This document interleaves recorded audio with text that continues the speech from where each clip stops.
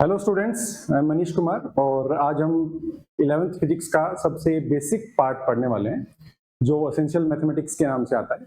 ये कोई चैप्टर नहीं है, बट अगर आप 11th और 12th को अगर फिजिक्स पॉइंट ऑफ व्यू से देखते हो तो काफ़ी सारे पोर्शंस ऐसे हैं जो आपको प्री रिक्वायरमेंट्स होती है या आपको पता होना चाहिए कि ये चीज़ें क्या होती हैं, कैसे होती हैं। जैसे अगर हम बात करें जो एसेंशियल मैथमेटिक्स है तो पहले हम देख लेते हैं कि बेसिकली हम 11th फिजिक्स की बात करेंगे अभी, 11th क्लास की। तो इसमें क्या है कि जो एसेंशियल मैथमेटिक्स की जो हम बात कर रहे हैं ये कोई चैप्टर नहीं है, बट इसके जितने भी फंडामेंटल्स हैं, जितने भी कॉन्सेप्ट हैं, वो सारे के सारे पहले चैप्टर से यूज होने स्टार्ट हो जाते हैं। जैसे अगर हम बात करें सबसे बेसिक पार्ट की, वो है फंक्शन। अब फंक्शन ऑल्दो आप लोग जब 12th में जाओगे तो पहला या दूसरा चैप्टर होता है मैथमेटिक्स का, तो आप फंक्शन वहां पढ़ते हो, ठीक है। बट यहाँ पे फंक्शन का इतना ज्यादा बड़ा कोई यूज नहीं है। बट फंक्शन होता क्या है, किस तरीके से यूज करते हैं। जैसे फिजिक्स में अगर मान लो हमने बोल दिया कि वॉल्यूम जो है वो रेडियस का फंक्शन है, या हमने बोल दिया कि जो एरिया है वो किसी लेंथ का या किसी जैसे अगर हम कोई सर्कल की बात करें तो सर्कल में जो एरिया है वो रेडियस पे डिपेंड करता है। ऐसे मान लिया जो टेम्परेचर है, जो बॉइलिंग टेम्परेचर है वो हाइट का फंक्शन है। तो इस तरीके के कुछ कुछ टर्म्स जो है वो हमें आएंगी और हमें आनी भी चाहिए। तो फंक्शंस क्या होते हैं?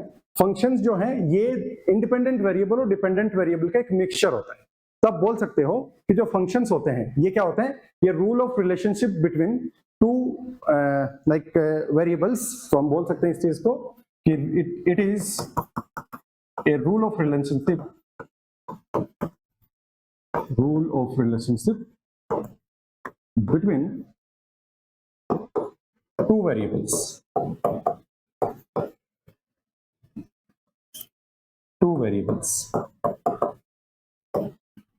अब ये टू वेरिएबल्स क्या है?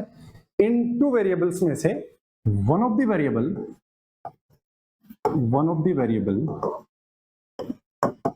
Is dependent variable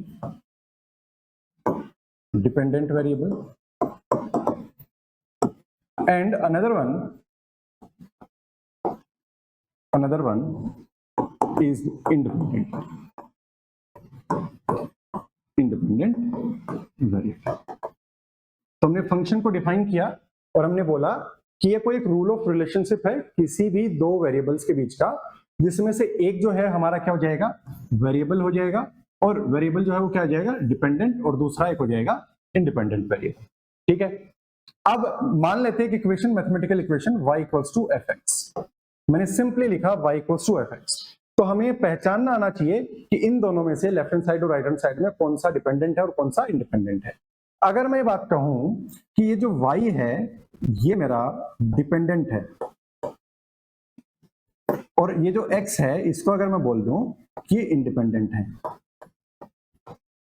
independent variable, तो सबसे पहले डाउट ये आना चाहिए कि ये आपको पता कैसे चला कि डिपेंडेंट या इंडिपेंडेंट का किस तरीके से हमने काम किया।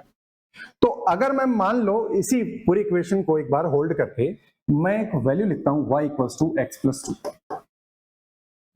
और x जो है वो 0, 1, 2, 3, 4 कुछ भी हो सकता है। तो लेट्स सपोज मैंने बोला x की वैल्यू है 0, 1, 2, 3 और 4, ये वैल्यूज हम चूज कर लेते हैं, ठीक है। तो अब क्या करेंगे? y की वैल्यू क्या आएंगी?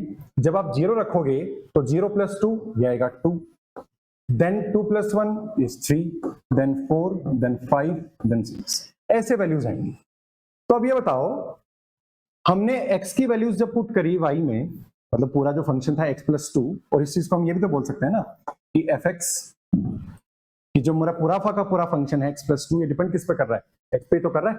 तो अगर मैंने x की कुछ वैल्यूज रखी, जैसे मैंने 0 रखा, 1 रखा, 2 रखा, 3 रखा, 4 रखा, तो y में चेंजेस आए। तो अगर y में चेंजेस आ रहे हैं दैट मींस y जो है वो डिपेंड कर रहा है किस पे? x पे। जैसे हमने क्या बोला था? y equals to x plus 2। अगर मैं x की वैल्यू 100 पुट करूंगा तो y जो है वो 102 होगा। दैट मींस मैं कुछ भी चेंज करूंगा x में, वो किसको चेंज करेगा? y को चेंज करेगा। तो इसी चीज से हम क्या बोल सकते हैं कि जो y इक्वल्स टू fx हमने जो इक्वेशन लिखी थी, इसमें ये होगा इंडिपेंडेंट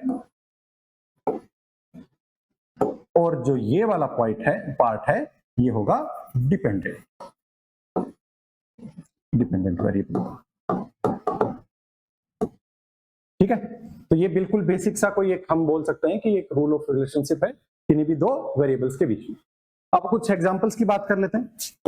फॉर एग्जांपल मैंने बोला y equals to x plus 10, तो अब x की जो भी वैल्यूज लोगे उसके लिए क्या हो जाएगा, y जो है वो तो डिपेंडेंट हो जाएगा, किस पे डिपेंड करेगा, y is depends on x। तो x की वैल्यू लेट्स सपोज मैंने ले ली 0, -10 और +10, ये वैल्यूज ले ली। तो इसी चीज को हम बोल सकते हैं y equals to fx equals to x plus 10।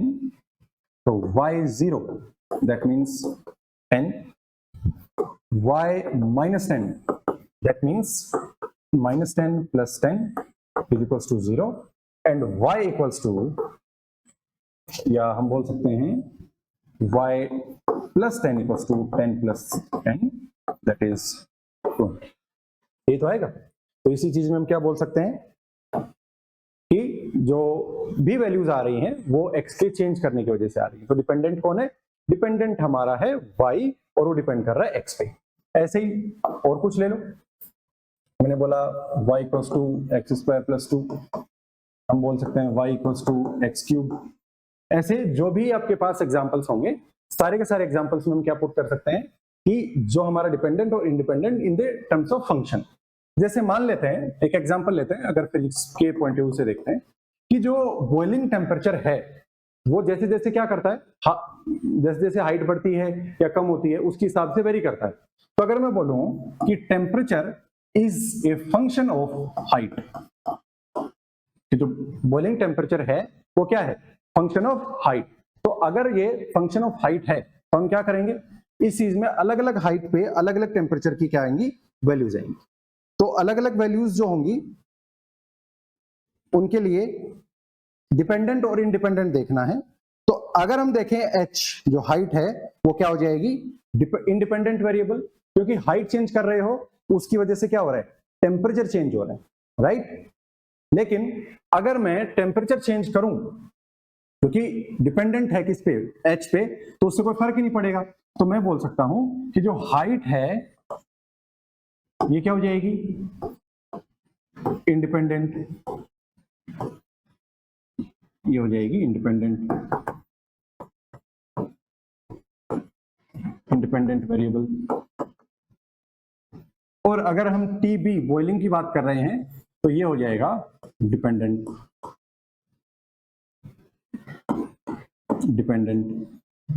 Right. तो ये हमारे पास एक बेसिक जो है हम बोल सकते हैं कि टेम्परेचर जो है वो भी किसका फंक्शन होता है, हाइट का फंक्शन होता है। जैसे जैसे आप चेंज करोगे उस हिसाब से हमारे पास क्या रहेंगे, वैल्यूज चेंज होती रहेंगी। अब हम देखते हैं कि इनमें कुछ रेंज वगैरह या जो हमारे पास डोमेन वगैरह है वो किस तरीके से डिफाइन करता है। तो सबसे पहले हमने बोला y equals to f x. अब जो x है वो क्या है, अगेन इंडिपेंडेंट है,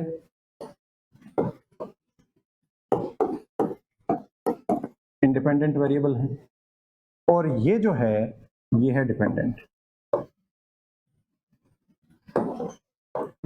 वेरिएबल। तो एक डिपेंडेंट और एक इंडिपेंडेंट, तो इसमें क्या होंगे, हमारे पास पॉसिबल वैल्यूज ऑफ एक्स आएंगे। ये जो भी है इसमें हम बोल सकते हैं कि वी हैव पॉसिबल वैल्यूज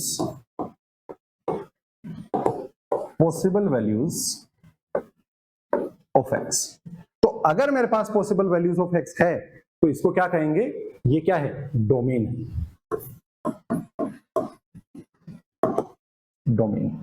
ऐसे अगर मैं बात करूं किसकी, इंडिपेंडेंट वेरिएबल की, तो जो इंडिपेंडेंट वेरिएबल है उसमें पॉसिबल वैल्यूज ऑफ y आएंगे।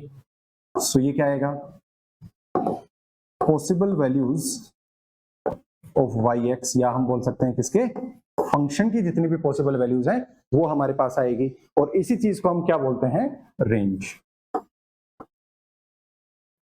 इसी चीज को हम बोलते हैं रेंज, ठीक है। अब एक एग्जांपल से देखते हैं कि डोमेन क्या है, वैल्यूज क्या आएंगी। So let's suppose y equals to x square. तो अगर y equals to x square है तो इसमें अगर मैं x की वैल्यूज पुट करूंगा, जो भी, लेट्स सपोज -1 पुट किया, +1 पुट किया, -2 पुट किया, +2 पुट किया, सारी की सारी वैल्यूज के लिए जो भी मेरे पास x की वैल्यूज हैं सबके लिए क्या हो जाएगा, y पॉजिटिव होगा या नेगेटिव होगा? ऑब्वियसली स्क्वायर है तो क्या हो जाएगा, पॉसिबल वैल्यूज जो होंगी वो सारी की सारी क्या होंगी, पॉजिटिव होंगी। बट अगर मैं x की बात करूं, x तो रियल नंबर है ना, और यही क्या है मेरा डोमेन। बट अगर मैं y की बात करूं तो y क्या हो जाएगा, y जो है वो हमारा रेंज को शो करेगा, बट जितने भी पॉसिबल वैल्यूज आएंगी वो सारी की सारी वैल्यूज क्या आएंगी, नॉन नेगेटिव रियल नंबर्स आएंगी। तो जो ये आएंगी वैल्यूज आएंगी नॉन नेगेटिव रियल नंबर, और जो भी वैल्यूज आएंगी उसको हम क्या कहेंगे, रेंज कहेंगे। ये तो चलो मैथमेटिकल था। अब ट्रिग्नोमेट्रिक का कोई एग्जांपल ले लेते हैं। तो ट्रिग्नोमेट्रिक का कोई एग्जांपल लेते हैं, जैसे suppose y equals to fx and ये जो फंक्शन है ये है sin x। अब जो भी वैल्यूज मैं पुट करूंगा x की, लेट्स सपोज x की मैंने वैल्यू पुट करी 1 2 3 4 जो भी हमारे पास है, या एंगल्स के हिसाब से अगर मैं वैल्यूज को पुट करूंगा तो x की सारी वैल्यूज क्या होंगी, रियल नंबर होंगी। और मैंने डिसाइड कर दिया कि ये डोमेन है। बट जितनी भी वैल्यूज लूंगा मैं x की, और अगर साइन के लिए लूंगा तो जो y की या fx की जो वैल्यू आएगी वो वैल्यू हमेशा -1 और +1 के बीच में आएगी। दैट मीन्स हमने ये क्या कर दिया, एक रेंज डिसाइड कर दी। और हम बोल सकते हैं कि जो रेंज है साइन की या फंक्शन की जो रेंज है वो -1 से लेके +1 के बीच में ही वेरी करेगी। तो अगर हम देखें लास्ट स्लाइड पे कि हमने क्या बोला था, y जो है वो क्या है, डिपेंडेंट वेरिएबल है, और पॉसिबल वैल्यूज ऑफ y आएंगी किसके, x के चेंज होने पे। वैसे ही जो फंक्शन है वो रेंज की तरह बिहेव करेगा, रेंज बताएगा, और सेम टाइम पे जो इंडिपेंडेंट वेरिएबल है वो पॉसिबल वैल्यूज ऑफ x बताएगा, जिससे हम क्या बोल सकते हैं कि वो क्या है, डोमेन। ठीक है, आई होप यहां तक समझ आया होगा। फिर हम चलते हैं, मान लो जो भी हम काम कर रहे हैं इसको एक दूसरे टाइप से भी अगर हम समझ सकते हैं कि फंक्शन को आप एक मशीन मान लो, function as a machine, function को एक मशीन मान लो। और मशीन क्या, लेट्स सपोज यहां पे ये पूरा का पूरा कोई एक मैकेनिज्म है, आप यहां से कुछ वैल्यूज दे रहे हो, उधर कुछ वैल्यूज मिल रही है, इसको मैं बोल देता हूं फंक्शन fx। लेट्स सपोज आप fx को 1 भी ले सकते हो, 2 भी ले सकते हो, 3 भी ले सकते हो, डिपेंड्स ऑन। बट हम क्या करेंगे, यहाँ पे fx को कोई ना कोई एक वेरिएबल ले लेते हैं। लेट्स सपोज मैंने ले लिया 2x², राइट। तो अगर मैं इसको बड़ा लिख देता हूं, तो अगर लेट्स सपोज y को मैंने ले लिया 2x², और ये क्या है, फंक्शन है। अब अगर इस फंक्शन में मैं इनपुट दूंगा, यहां मैं बात कर रहा हूं इनपुट की, इनपुट मतलब जो भी मैं डाल रहा हूं, और यहां जो निकालूंगा वो होगा आउटपुट, राइट। तो लेट्स सपोज मैंने इनपुट दिया 0, तो इधर क्या निकलेगा, इधर निकलेगा 0। लेट्स सपोज मैंने इनपुट दिया 1, इधर क्या निकलेगा 2। लेट्स सपोज मैंने इनपुट दिया 2, यहां निकलेगा कितना, 2 2 4 और 4 2 8। यहां अगर मैंने 3 दिया तो 3, ये हो जाएगा 9 18। तो क्या हो रहा है कि एक साइड से मैं क्या कर रहा हूं, इनपुट दिए जा रहा हूं, बीच में कोई ना कोई एक मैकेनिज्म लगा हुआ है, वो मैकेनिज्म क्या कर रहा है, मशीन की तरह बिहेव कर रहा है। हालांकि वो फंक्शन ही है, हमने क्या बोला है, function as a machine. But ये जो पूरा का पूरा मैकेनिज्म है, ये कोई ना कोई ऑपरेशन क्रिएट कर रहा है, और ऑपरेशन के बाद हमारे पास क्या मिल रहा है, आउटपुट मिल रहा है। और आउटपुट में हमारे पास जैसे हमने 0 रखा तो आंसर 0 आया, 1 रखा तो 2 आया, 2 रखा तो 8 आया, और 3 रखा तो 18 आया। मतलब ये बेसिकली वैसा ही है कि जैसे y इक्वल्स टू 2x² और x की वैल्यू आपने पुट कर दी 3, तो y इक्वल्स टू 2 3 का स्क्वायर, ये आ गया 2 × 9 और ये आ गया 18। वैसा ही है, बिल्कुल सिंपल है, इसमें कोई अलग साइंस नहीं है। बट ये थोड़ा एग्जाम्पल कि हाँ हम फंक्शन को ट्रीट कैसे कर रहे हैं उस हिसाब से हम बता सकते हैं। ठीक है, ऐसे ही एक ट्रिग्नोमेट्रिक में ले लेते हैं।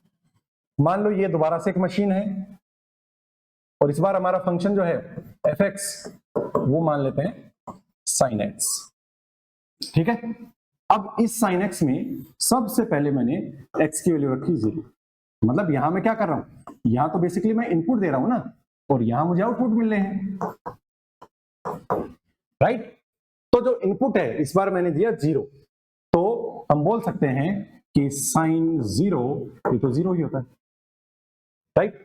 ऐसे ही x की वैल्यू मैंने रखी 30 डिग्री, तो साइन 30 कितना हो जाएगा, दैट इज 1/2। अगला, अगर मैंने x की वैल्यू रखी 45 डिग्री, तो यहां आएगा मेरे पास sine 45 degree, that is 1/√2, right. ऐसे ही x की वैल्यू आप रखो 60 डिग्री, तो 60 डिग्री अगर रखोगे तो आएगा साइन 60 डिग्री, दैट इज √3/2। और ऐसे ही x की वैल्यू अगर 90 रखोगे तो साइन 90, दैट इज 1। ठीक है, तो ये भी क्या कर रहा है, ये हम डायरेक्टली भी तो पुट कर सकते थे, बट हमने क्या किया, इसको बेटर अंडरस्टैंड करने के लिए कि हमने बोल दिया कि क्या है, ये मशीन है, ये पूरा का पूरा फंक्शन पार्ट है तुम्हारा, और ये मशीन की तरह बिहेव कर रहा है कि हमने एक बार इनपुट डाला। अरे ये बिल्कुल ऐसे समझो कि आटा चक्की में एक साइड से तुम क्या डाल रहे हो, जो भी तुम्हारे गेहूं है, बाजरा है, जो भी है उसको डाल रहे हो, दूसरी साइड से क्या आ रहा है, आटा आ रहा है, तो वो तो आउटपुट ही हुआ ना। तो इनपुट क्या कर रहे हो, इनपुट मान लो गेहूं डाल रहे हो, और आउटपुट क्या है, तुम्हारा जो व्हीट है, जो आटा है, वही है। ठीक है, इस तरीके से आप इस चीज को समझ सकते हैं। अब कुछ एग्जांपल्स हैं, वो रिपीटिशन भी लग सकते हैं, बट जरूरी है थोड़े से कि फिजिक्स में किस किस तरीके से हमारे पास चीजें आएंगी। तो सबसे पहले अगर हम माने कि वॉल्यूम है, अब वॉल्यूम जैसे सपोज मैंने स्फीयर का वॉल्यूम मान लिया, क्या होता है, v equals to 4/3 pi r cube. बिल्कुल बेसिक सा है, 10th में आप लोगों ने पढ़ा भी है।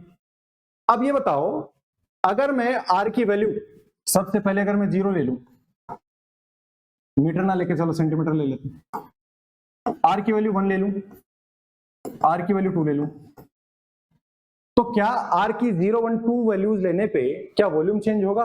ऑब्वियसली चेंज होगा। कैसे?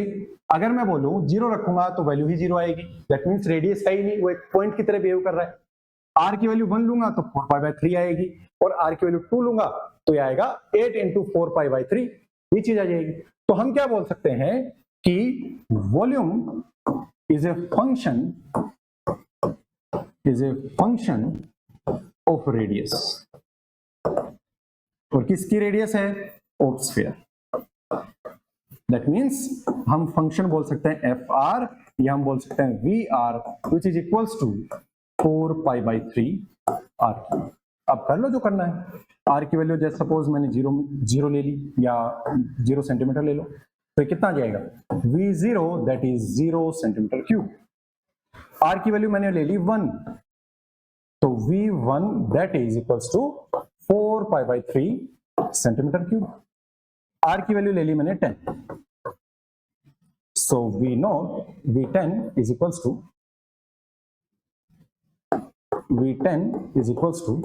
4π/3 into 10⁻³ सेंटीमीटर क्यूब। इस तरीके से हमारे पास n नंबर ऑफ वैल्यूज हो सकती हैं, बट हमें क्या करना है, हमें तो सिर्फ एक आइडिया लेना है और इस चीज को समझना है कि जो भी वैल्यूज हम बना रहे हैं, जो भी फंक्शन को हम ट्रीट कर रहे हैं, वो फंक्शन कुछ और नहीं है। ये सारे काम हमने क्या किए थे, पहले जब 10th में जो क्वाड्रेटिक इक्वेशन वाला था उसमें भी तो हमने किए थे कि वहां पे क्या था कि y = x+2 है, तो x की वैल्यू 1 रखो, 2 रखो, 3 रखो, 4 रखो, फिर हम एक ग्राफ बनाते थे। वो सारा काम यही तो था, वहां पे हमने किसी इस चीज को कोई नाम नहीं दिया, बट यहां हम इस चीज को बोल रहे हैं कि जो y है वो बेसिकली क्या है, एक फंक्शन है। ठीक है, तो एक और देख लेते हैं, एरिया ऑफ स्फीयर। ये क्या होता है, 4πr²। सेम, अब function of r which is ar, ये क्या हो जाएगा, 4πr²। अब अगेन वो सेम स्टोरी है कि एरिया जो है, area of sphere is the function of radius of sphere। जो भी स्फीयर की रेडियस है उस पर तो डिपेंड करता ही है।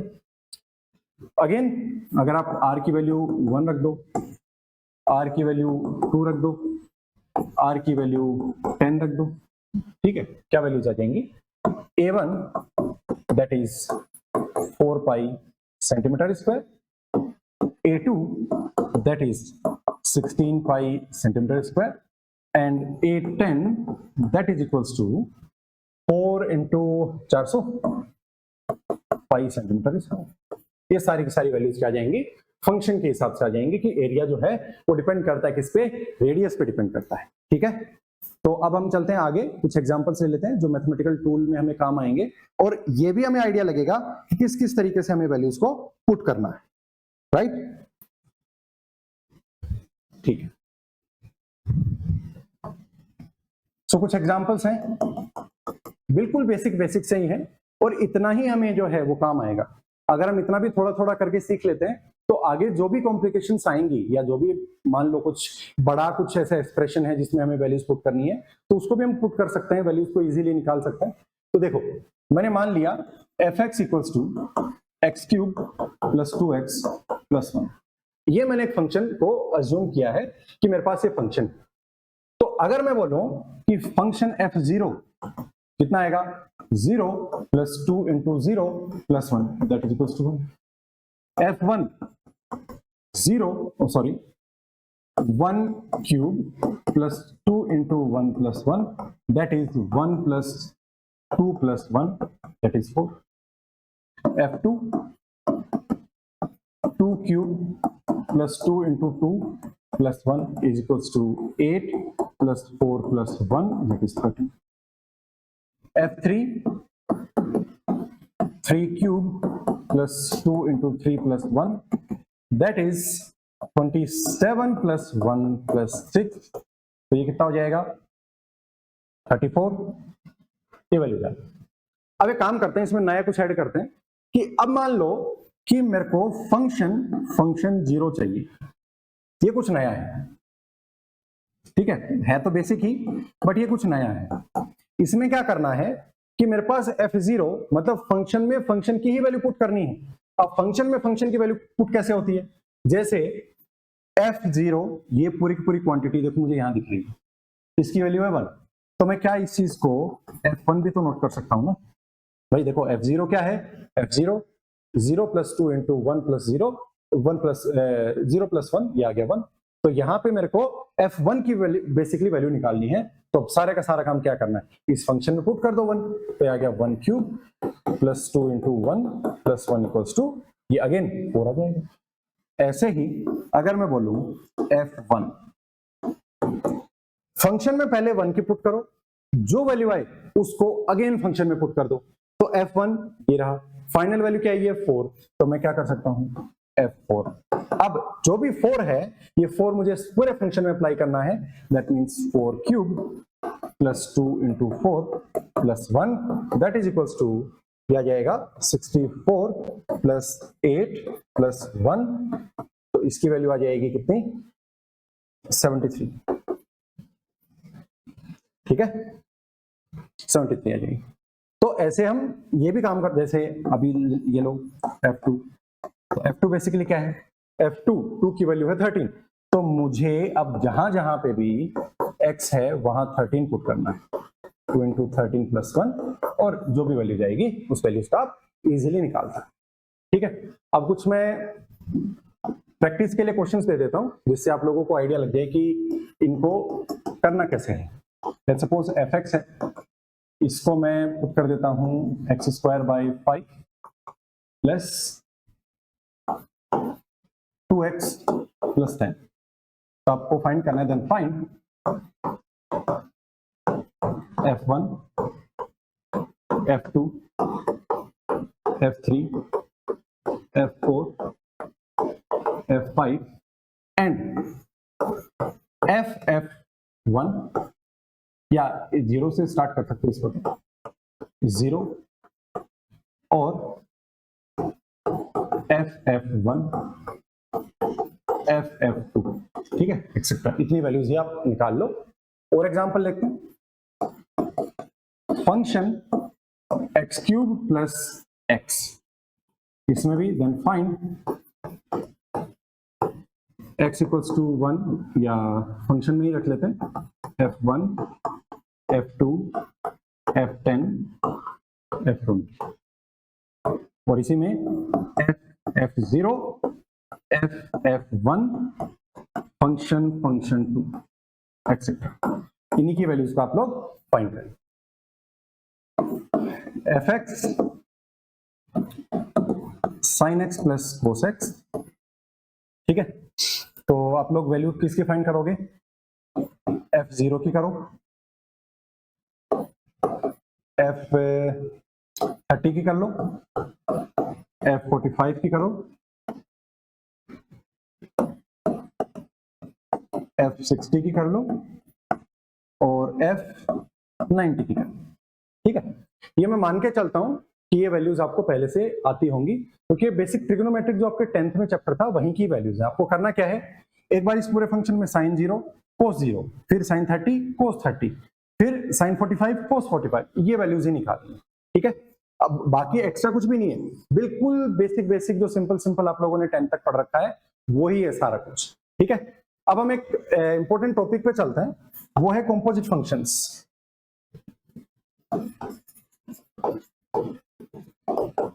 कॉम्पोजिट फंक्शन, ठीक है, काफी बार ये यूज आएगा, बट अभी के लिए आप थोड़ा सा इसको लाइटली लो, ज्यादा कुछ नहीं है। एक बार अगर समझ आ गया कि करना क्या है, वो इजीली आप बाद में भी कर सकते हो।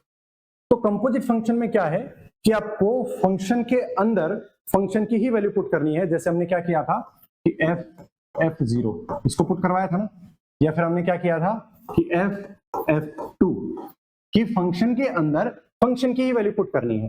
बट अगर मैं बोल दूं कि मेरे पास कोई वैल्यू ही नहीं है, कैसे? मैंने बोल दिया कि fx equals to x plus 10 और x plus 3, then find f(x). अब ये तो फंक्शन, पहले तो हमारे पास क्या थी, वैल्यू थी, निकाल सकते थे, बट अब क्या है कि फंक्शन में fx की वैल्यू पुट करनी है। तो करेंगे क्या, इस चीज में ध्यान देना कि जो भी आपके पास फंक्शन की वैल्यू पुट करनी है, इस पूरे के पूरे फंक्शन को आप x मान, क्या करोगे, लेट fx एज y मान लो, चलो। और इस चीज को भी मैं क्या कर सकता हूं, इसको भी लेट कर लेता हूं कि f को मैंने y एज्यूम कर लिया, राइट, माना है नहीं बिल्कुल। तो ये आ गया x प्लस 10 और x प्लस 3। अब तो मैं जान सकता हूं ना इस चीज को कि जो फंक्शन है उसमें मुझे वैल्यू किसकी पुट करनी है, ये जो है इसकी वैल्यू पुट करनी है। तो बेसिकली आपको क्या करना है कि f(x) में जहां जहां आपको x दिखे वहां ये वैल्यू पुट कर दो। तो मुझे पहला x दिखा, ये मैं अंडरलाइन कर देता हूं, इस चीज को हाईलाइट कर देता हूं। जैसे मुझे पहला x दिखा ये, ठीक है, एक x दिखा ये,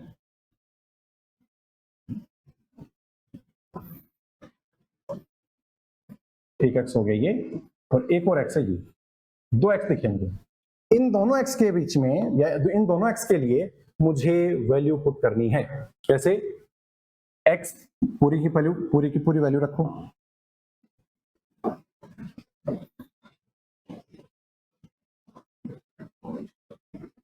पूरी की पूरी वैल्यू पुट कर दो, x plus 10 divided by x plus 3, plus 10 है ही, डिवाइडेड बाय यहां पुट कर दो x plus 10 divided by x plus 3 plus 3। तो क्या हो जाएगा, इनको एलसीएम ले लो, तो आएगा x plus 10 plus 10 x plus 3 divided by x plus 3, again divided by x plus 10 plus 3 times x plus 3 divided by x plus 3। तो x प्लस 3 से x प्लस 3 कैंसिल हो गया, ये आएगा क्या, यहां देखो x है, यहां 10x है, 11x प्लस इसको मल्टीप्लाई करोगे 30, ये आ गया 40 डिवाइडेड बाय, अब यहां पे x, यहां 4x प्लस 10 और ये हो गया 9। तो दैट मीन्स हमारे पास जो फंक्शन था उस फंक्शन की जो वैल्यू आई है f(x), इसकी जो वैल्यू आई है वो आई है 11x प्लस 40, 4x प्लस 9। तो ये वैल्यू आती है कंपोजिट फंक्शन, ठीक है। ऐसे ही एक एग्जांपल और कर लो, f(x) x square plus 2 divided by x plus 1. Then find f(x).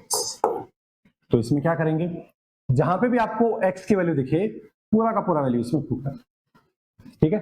यहाँ पे x है, x स्क्वायर है, और यहाँ पे x है, पुट कर दो। सो f(x) ये हो जाएगा x square plus 2 x plus 1 का whole square plus 2 divided by x square plus 2 x plus 1 plus 2। Expand करना है तो एक्सपेंड कर सकते हो, यह आएगा x power 4 plus 4 plus 4x square divided by x plus 1 का whole square plus 2 divided by x square plus 2 divided by x plus 1 plus, ठीक है। सोल्व करना चाहो तो सोल्व कर सकते हो, बट हमारा जो मेन एजेंडा था वो क्या था कि कंपोजिट फंक्शंस में फंक्शन की वैल्यूज को पुट कैसे किया जाता है वो सीखना, ठीक है। एक दो एग्जांपल्स दे देता हूं जो काफी इजी हैं, आप लोग इजीली कर पाओगे। x माइनस 5 x प्लस 6, इसको देन फाइंड f(x). और जब आप लोग f(x) फाइंड कर लो तो उस पार्ट में, या लेट्स सपोज आपने वैल्यूज रखी x इक्वल्स टू 2 रखी, वो वैल्यू वेरीफाई करके देख सकते हो। जैसे क्या बोल रहा हूं मैं समझा देता हूं थोड़ा सा। जैसे यहाँ है तो मेरे पास f(x) की वैल्यू क्या आ गई, 11x प्लस 44x। अगर मैं यहाँ पे इसमें पूरे के पूरे में x की वैल्यू 2 रखता हूँ तो क्या वैल्यू आएंगी मेरे पास, ये वैल्यू आएंगी 11 into 2 plus 40 divided by 4 into 2 plus 19, ये आएगा 22 प्लस 40 डिवाइडेड बाय 8 प्लस 19, ठीक है। इसको आप सोल्व करके इस तरीके से वैल्यूज निकाल सकते हो। तो मैं भी यहाँ पे x इक्वल्स टू 2 पुट करो, बेसिकली f(2) पुट कर लो, या इसकी वैल्यू निकालने के बाद 2 पुट कर दो, सेम ही आएगा। एक एग्जांपल ये हो गया, f(x) equals to x square, square ज्यादा हो जाएगा अभी तो, ठीक है, प्रैक्टिस के लिए ही है। तो x प्लस 3 x माइनस 4, ठीक है। देन फाइंड f(x), ठीक है। और अगर आपकी मर्जी हो तो x की जगह क्या कर लो, 1 पुट कर लो, 2 पुट कर लो, 3 पुट कर लो, 4 पुट कर लो, 5 पुट कर लो, जो भी आपकी इच्छा हो उस हिसाब से आप कर सकते हो। बाकी इन क्वेश्चंस को प्रैक्टिस कर लो, ये काफी इजी क्वेश्चंस है, और जो भी आप हमने अभी डिस्कस किया है उसी के बिहाफ पे ही है, ज्यादा कुछ एक्स्ट्रा ऑर्डिनरी नहीं है। तो ये हमारे पास था एक फंक्शन का ओवरव्यू, जो कि बेसिक मैथमेटिक्स का पहला ही पार्ट था जिसमें आपको फंक्शन का आइडिया होना चाहिए। आगे और भी जो क्लासेस हैं उनमें हम पढ़ेंगे लाइक ट्रिग्नोमेट्रिक। ऑलरेडी आपने जब आप 10th से 11th में आए हो तो ट्रिग्नोमेट्रिक पढ़ रखी है, बट काफी बार क्या होता है कि ट्रिग्नोमेट्रिक जो है हम कि भाई हाँ हमने 10th में पढ़ रखी है, उस चीज को प्रैक्टिस में नहीं लाते हैं। बट यहाँ पे बार बार जब आप फिजिक्स में पढ़ोगे तो कंपोनेंट लेने पड़ेंगे, किसी एंगल पे जाएगा, साइन थीटा, कोस थीटा, इनकी वैल्यूज हमें बार बार रिक्वायर्ड होंगी, और कुछ पोर्शंस में हमें डबल एंगल, हाफ एंगल की भी रिक्वायरमेंट होंगी। तो उस पर्सपेक्टिव से जो 10th से थोड़ा सा अपर लेवल का है, बाकी जो एक एडवांस लेवल का है वो तो आप मैथमेटिक्स में ऑलरेडी पढ़ लोगे बाद में जाके, बट अभी जो है हम उतना ही पढ़ेंगे जितना फिजिक्स में रिक्वायर्ड होगा, ठीक है। Okay, thank you. अगर कोई भी डाउट वगैरह है तो या तो आप नीचे कमेंट में डाल सकते हो, अदरवाइज एक बार आप जब वीडियो को दोबारा रिपीट करके देखोगे तो उससे शायद आपके डाउट्स क्लियर हो जाएंगे। ओके, तो मिलते हैं नेक्स्ट वीडियो में। नेक्स्ट वीडियो में हम ट्रिग्नोमेट्रिक को देखेंगे कि ट्रिग्नोमेट्रिक को किस तरीके से हम फिजिक्स में यूज कर सकते हैं। Okay, thank you.